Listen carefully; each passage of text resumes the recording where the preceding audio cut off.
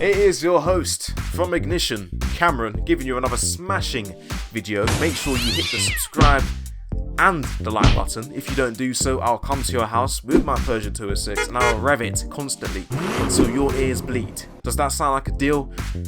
Perfect. Make sure you do all this, okay? Because literally, Ignition is, and I mean is, the best car enthusiast YouTube channel, okay? Forget Car Throttle, forget Car Wow, okay? You better come to Ignition, alright? We're the best in the game. Anyway, enough bragging. Let's get right into the topic at hand, which is why cars look like beans. Modern cars, anyway. So, Loris and I were having a conversation about the state of modern cars. He sent us a picture of a Renault Clio Sport RS 220. It looked rather cool. It was like a satin green wrap on it. I thought it looked mean. It was like a killer bean on 4 wheels.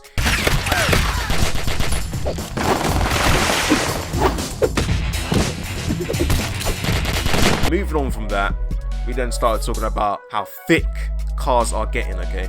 You cannot lie to me. Cars are looking extra thick nowadays. I was like, damn nigga, what you doing out here with all this ass? Let me show you a picture of a Mitsubishi Eclipse back in the day, okay?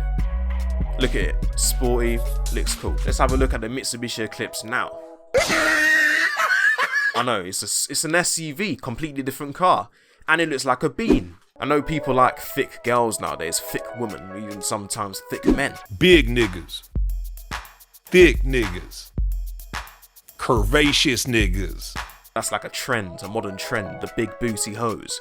But we should not carry that trend over to cars, okay? That's a little bit weird, like, okay, like, chill. I know there's some car sexuals out there, but hey, if you wanna bang your car, go ahead.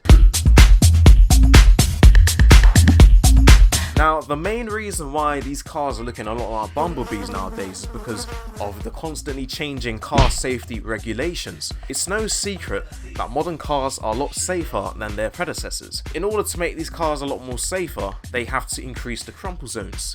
And in order to make the crumple zones bigger, you need to add a lot more flesh to the car. In this case, a lot more steel. All of this additional steel will absorb the impact of being rear-ended or from a head-on collision. These cars also have the bean shape in order to improve fuel economy, allowing these cars to pass any government-instituted regulations. Rounder cars have less drag or air resistance, meaning that the cars have to burn less petrol in order to get moving.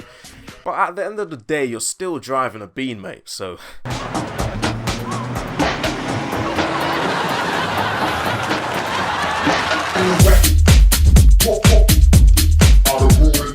Now, our theory is that female consumers have had a huge influence on the way cars are built and how they perform and, well, the bean shape. Due to the influx of single mothers in Western societies, the sales of SUVs and bean cars have skyrocketed. And I'm going to tell you why. Now, these single women are going to need larger cars because they're the ones going to work, they're the ones picking up the kids from school, they're the ones doing the shopping, and they're the ones who have to pick up the bouncy castle for Harry's birthday party. Most of these cars being automatic is just a byproduct. I mean, most women don't care about, I said most, okay? Most women do not care about the driving experience. They just want to get from A to B.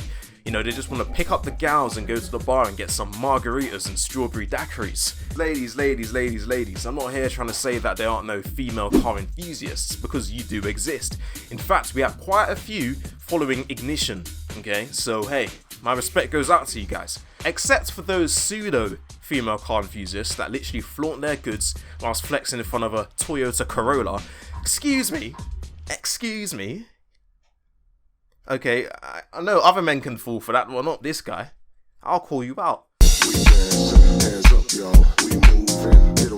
Now, another particular set of people that have an influence on the way cars look are, in fact, the millennials, okay? I believe we can all agree and say that millennials are trash.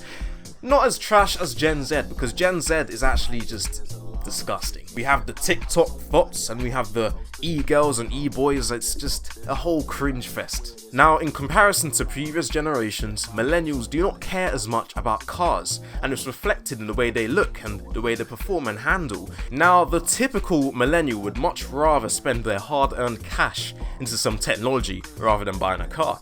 which is why most car manufacturers thought it would be a good idea to slap a dodgy piece of infotainment on most dashboards of these cars, like the Ford Fiesta for example. Their lack of interest in cars have resulted in companies making cars for the sole purpose of practicality over style and the actual driving experience. If there was an actual demand for aesthetically pleasing cars, the Nissan Juke would not be out, alright? It would just not exist. That piece of crap? You think that would exist if people wanted cars that looked nice? Bruh.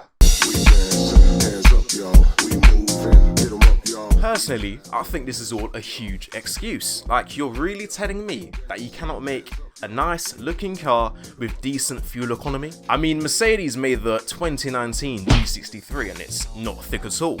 In fact, it's rather boxy. The BMW M4 CS has some curves on it, but it's not by any means a bean. You know, I was gonna cut BMW some slack, but after seeing the 2021 M4, I might have to give you a little bit of a roast, okay? Like, what is that? No one is feeling the barbecue grills on the front end of that. In fact, we had a little bit of a discussion on one of our Instagram posts, and everyone said it looked hideous, okay? So hopefully BMW comes through and says, you know what, maybe that was a bad idea, a bad design choice. As for the Renault Sport Clio RS that I mentioned at the start of the video, it's actually a pretty cool looking bean. Like, it's one of the few beans that I would actually drive. It's more of a killer bean than a Heinz baked bean.